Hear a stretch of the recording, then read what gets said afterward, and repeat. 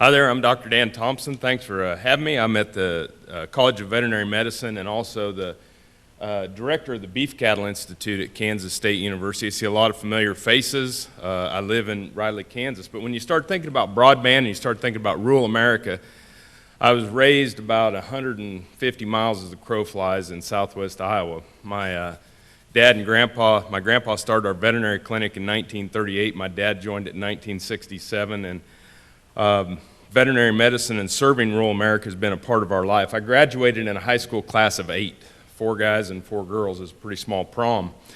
But we had more teachers and their spouses there than we did kids with their dates. But, you know, serving rural America is the reason why I quit veterinary practice and joined Kansas State University about a decade ago. I had a private practice in Amarillo, Texas. Moved my wife and 4 daughters to Riley, Kansas, so we spend a lot of time in this Marysville home area with sports. But, you know, we start to think about why do people move out of rural America and why do they head to urban and suburban areas, and part of it is what we're discussing today. It's the opportunities, it's the education. I taught a few months ago at Olathe North High School, their Culinary Institute, and different things that we could be offering our students here in rural Kansas and the educational opportunities, whether it's getting a head start. Not everybody needs to go to college.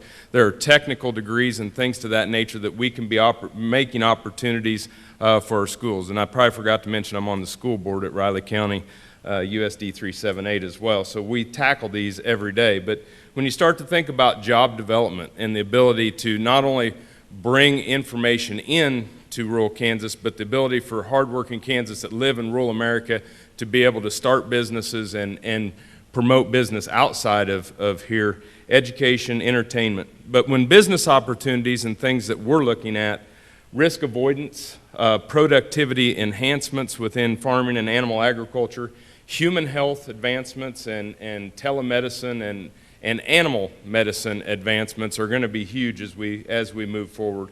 Access to markets, and we're going to bring many things to rural America.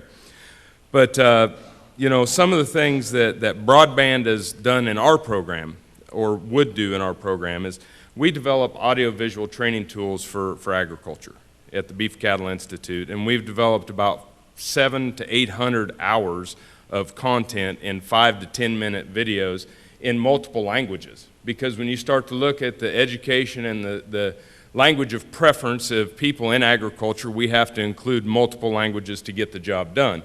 You know, you learn very little from a lecture. You learn 70% of knowledge you've gained in life from difficult work.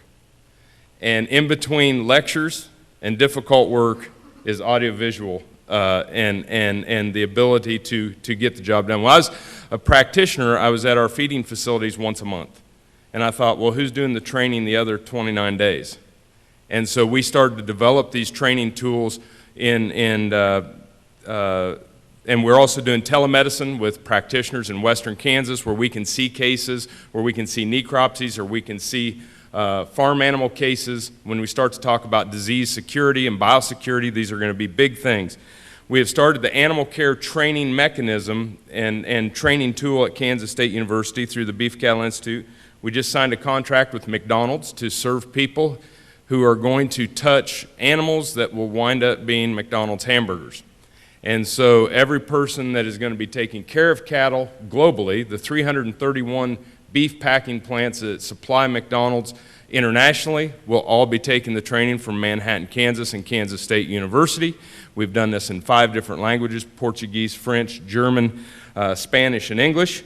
We have a contract with the National Cattlemen's Beef Association to supply beef quality assurance training online.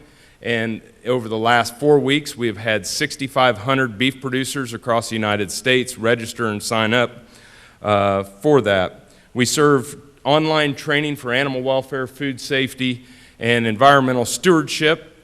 We also work with the Livestock Marketing Association to supply training for their 800 sale barns and their 35 million cattle that go through those facilities each year. We have different contracts with USDA, but more recently we've started a television show, if you've seen it, called Doc Talk or Ag AM in Kansas.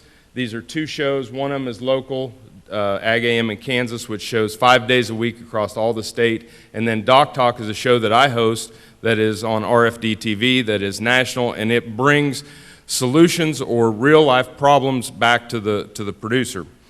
We're going to talk a lot about America's, about the impact of agriculture on America. We're going to talk about things that we could bring to rural America and tools that we need to have accessible. But the one thing when I look at our country today, and I spend a lot of time with a lot of talks and speaking to a lot of different groups, whether it's outside of agriculture or inside of agriculture, and I agree with you, Farmland is a remarkable movie, and I appreciate the opportunity to be here today, and I hope to continue to work with you. But I probably think when you look at engagement and you look at extension, communication is not a one-way street. We have to give and we have to take. And we're going to talk a lot about what we can bring to rural America. But probably the most important thing that I see of living in rural America and see the problems that we have in our country, they say a person whose belly's half full has many problems, and a person who's starving's got but one. We should feel pretty lucky in this country to have the problems that we have, and we're miserable. Okay? And I think that being able to take rural America to the urban areas might be the biggest thing, that broadband coming out into this part of the country and showing people how we in rural America live a faith-based life and an opportunity to promote the way that we solve problems through hard work and humility and get things back on track. Thank you.